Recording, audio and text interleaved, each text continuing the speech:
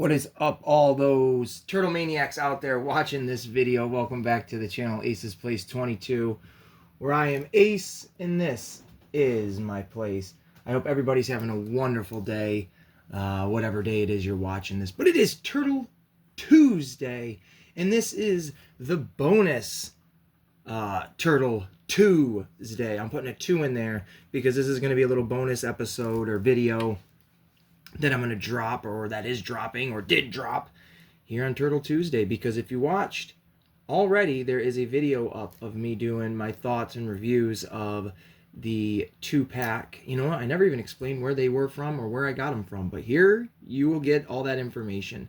But the Tattoo and Worm 2-pack from the Nickelodeon Teenage Mutant Ninja Turtles Neca 2-pack, and this is the second 2-pack that came out alongside of it. The Creepy Eddie and Shibano Sama Nickelodeon Teenage Mutant Ninja Turtles NECA 2-pack.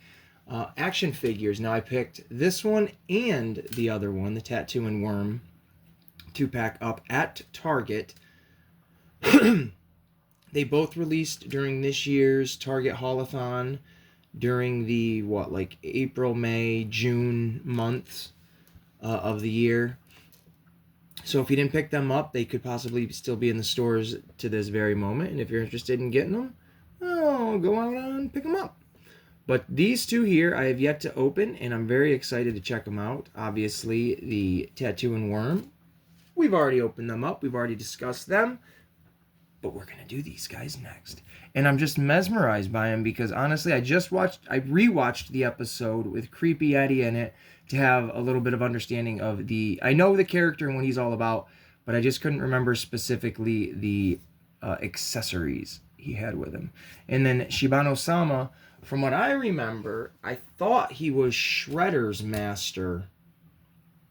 And he just wanted to resurrect the ghost of him to help fight the turtles. I could be very wrong in that, but I'm going to have to rewatch the episode to see specifically if that's who that character is. But as of right now, we're going to take a look at these guys. We'll look at the back of the box, and there they are. And you can see Creepy Eddie's got the little ghost legs here, or little ghost tail, and then Shibano Sama has his actual legs. Here are other ones in the line with Pandacon. There is the Tattoo and Worm, and then the Ultimate Shredder. And we'll flip them onto this side. And then if you look at, obviously, the packaging, or in the box, he has the legs and he has the ghost tail. I think that's a really cool feature because, yes, in both episodes, these guys are in separate episodes. Creepy Eddie, he is in the episode, what the hell is the name of it? Scare in the Lair, something like that. I already forgot the name of the episode. A Scare in the Lair. And then Shibano Sama is from Blast from the Past, Season 3, Season 5 episodes. But they both have their own little ghost tails. So what a great way to repurpose that accessory for two characters that would use that. And yeah, I'm just pretty excited. So, like always, let's just get right into it. All right, and here we go. They're out of the box and they're ready to cause some chaos. We have got Creepy Eddie and Shibano Sama, my bad, with all of their accessories. And these guys are really cool. They look great. I'm going to give you my thoughts, my pros, my cons, the things I think. But first, we're going to start with Creepy Eddie. Tell him who we are, bud. Call me Creepy Eddie. I'm your worst nightmare. Oh, there you have it. You know who Creepy Eddie is now and what he's all about. He is basically, you can already tell by the way he little bit looks, that he is a kid-friendly version of a Freddy Krueger. His whole thing is, in the episode, Donatello creates this helmet, which is an accessory with these guys.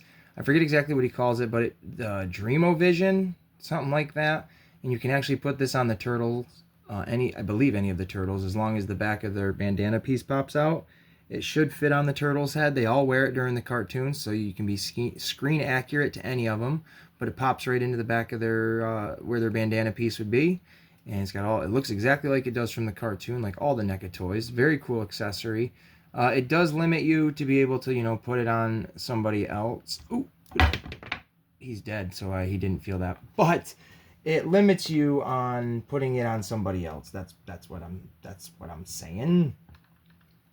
But these guys look great. Again, he very similar to a Freddy Krueger, where he shows up in the episode messing around with this dream helmet, popping in and out of Mikey's visions that he's having with this helmet on.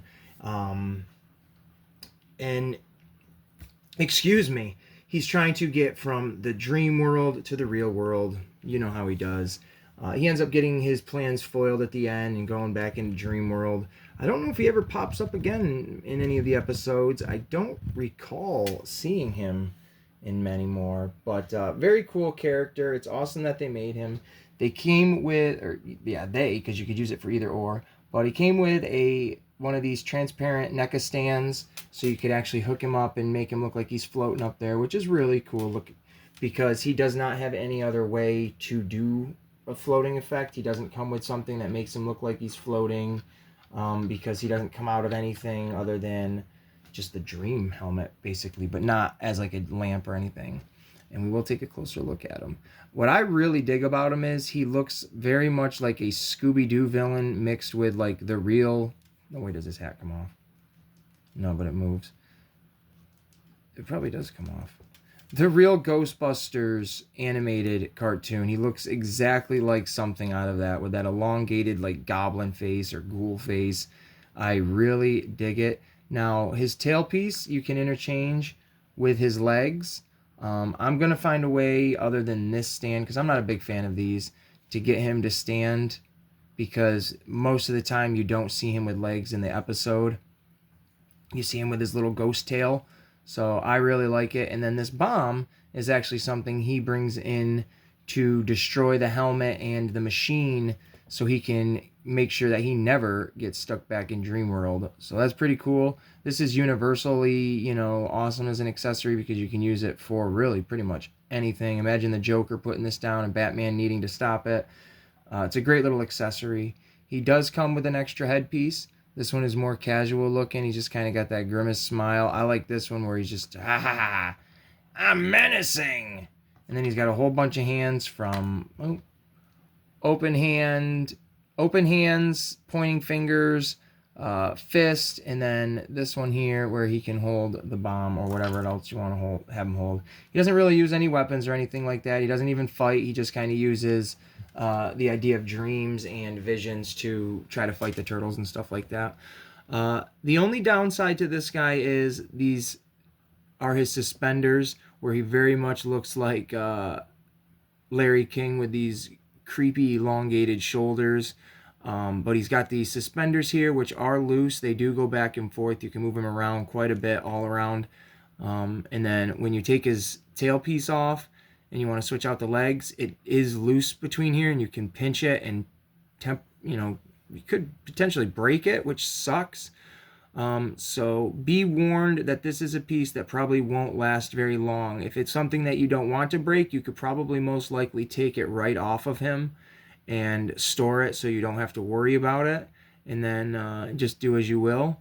But he's a great looking figure. I'm really, really happy with him. He was the main draw to the set for me personally, just because I like the colors and I like his look. I like his little creepiness and his weird vibes. But and his tail is like a all hard, thick plastic. It feels different than the rest of them, but it looks great. I'm really happy with it. I'll slip them back in here, just like that. Have them floating up there, number one. And then here are his legs. They got full articulation. These things are really good if they're, if you put him on his legs, or put his legs on him. There we go. Or put him on his legs. Yeah, I guess that's what it would be. But they have a great range of mobility and stuff like that. So, not a bad figure. Not a bad figure at all. If we can get the damn things to stand, and then it would actually make my... There we go. It's good enough. All right. Now, let's take a look at the ghost with the most. Shibano-sama. Shibano-sama, come forth, I beseech you.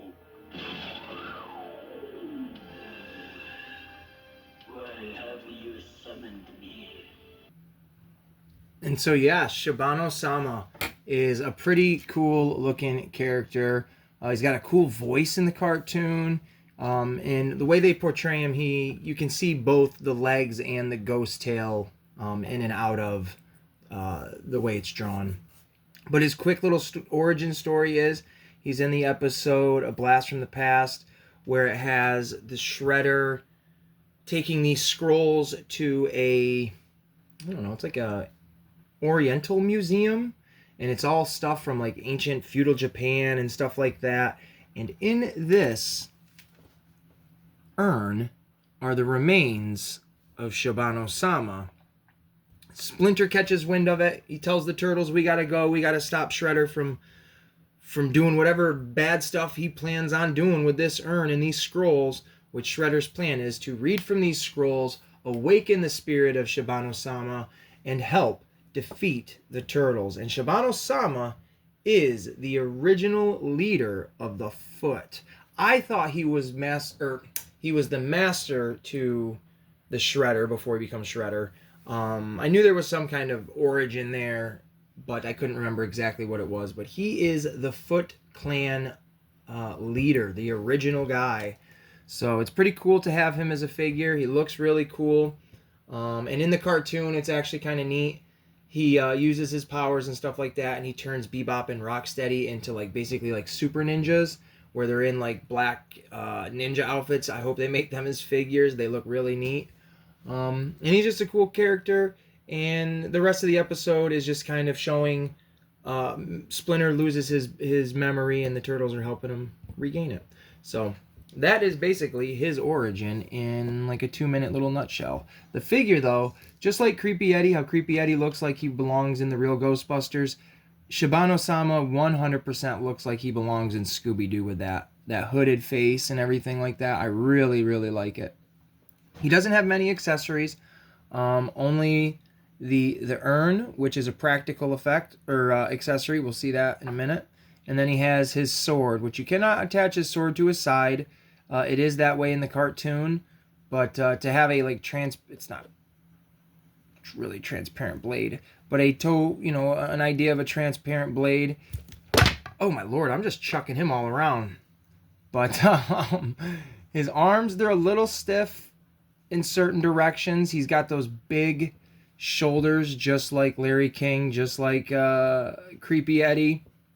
But he looks great. And we will take him apart and switch out his legs. He's much easier to do it than with Creepy Eddie, I'll be honest with you. So it just twist, pop, and it's just a giant peg with a big old peg hole in it. And then we will put it in there. It does go on a certain way, so you can have it, fit him exactly. And there it goes. And we will see if we can actually get him to fit on the stand and actually see if it balances out. So that just goes deep down into there. Wow, look at that. He actually balances. You can actually really have him balanced and like he's coming out of the urn, just like in the cartoon. That's really cool, man. That makes for a great display. And he doesn't seem like he's top heavy or anything like that. I'm sure you can get him that way. But there you go. He looks great. I really appreciate that. And then again, there's just the legs. That transparent, like grayish look. He has all the same hands as Creepy Eddie, just with a transparent, again, look to each of them. Fist hands, pointing hands, open hands, grippy hands. So, but no extra head like Creepy Eddie. And other than that, he has the same amount of accessories, and they just give you this helmet for the Creepy Eddie episode. It would have been cool if they would have given you scrolls for... maybe Shredder has them, and I never realized it. I'll have to take a look. But that would be really cool. That way you could kind of have that as a hand-in-hand moment from the episode. But that is it for this Turtle Tuesday video with the Nickelodeon Teenage Mutant Ninja Turtles NECA figures with Creepy Eddie and Shibano-sama action figures. I might have already said that. I don't remember much. I hope everybody's enjoyed this video. I enjoy making these videos. And just for the heck of it, actually, you know what? Let's clear off the stage. I have them right here. I will do a little showcase of the other two figures that I picked up. I'm not going to do a reviewing or anything, but I'll put them all together so we can get an idea. See if they can all fit, first of all, because he's a big boy. And then we got... to do it like this. Put Worm in the back, Shibano in the front. Something like that. Well, there you go. How's that for a group shot, huh? Let's actually take a picture of that, can we? Yeah, we got a picture of that. That might be the thumbnail or something like that. Anyways, I hope everybody's enjoyed this video. Please like and subscribe. Trying to get to 500 subscribers. Going to do a big giveaway then. Be part of that. Thank you so much. And until then, we will see you in the next one.